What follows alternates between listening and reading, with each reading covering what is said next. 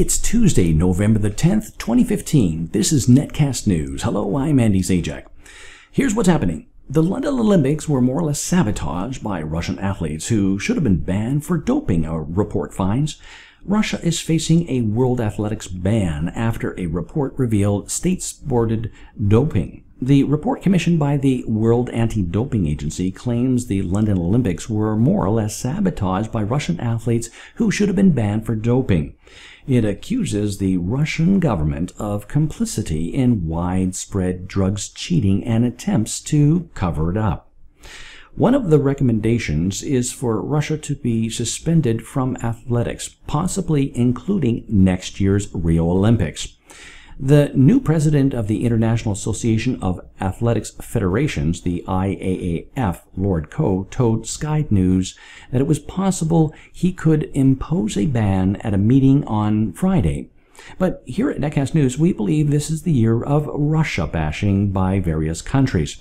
If there was ever to be an investigation, it should be the U.S. athletes that should be investigated because they've been probably cheating for many, many years in the past. The U.S. wants to control the world and everything we do, but the people should be doing something about it, but before it's too late. And sooner or later, the American public will wake up and realize that their government has done them wrong.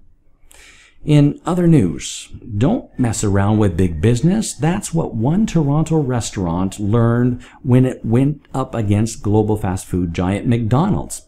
A Korean restaurant named McRamyon's, located at the corner of Baldwin and McCall Streets in Toronto, Canada, was recently required to change its name to Mo Ramyeon after intellectual property lawyers at McDonald's came after them. The legal representatives of McDonald's sent us a letter back in May saying they own the trademark of the prefix Mick and Mac before any food item, Amy Kim said in a statement. Because of the costs and time associated with changing the actual registered name for government and license registration purposes, we initially told them that we would remove the use of Mick in public-facing documents, but would keep the registered name as is. Unfortunately, that didn't satisfy the burger chain, who gave the restaurant until August the 31st to change their signage and October the 31st to change their government-registered name.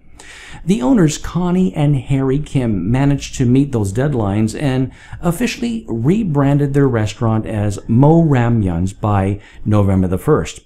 Mo Ramyeon's, or McRamyeon's, originally opened in the spring, taking over their space formerly occupied by Yakitori Bar. Perhaps if they didn't go with the McDonald's colors, it would have been okay. But I guess the burger chain gets a kick out of bullying small business owners.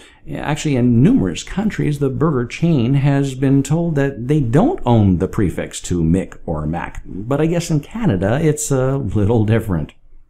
And that's our news update. Thanks for joining us here on Netcast News. I'm Andy Zajac. See you next time.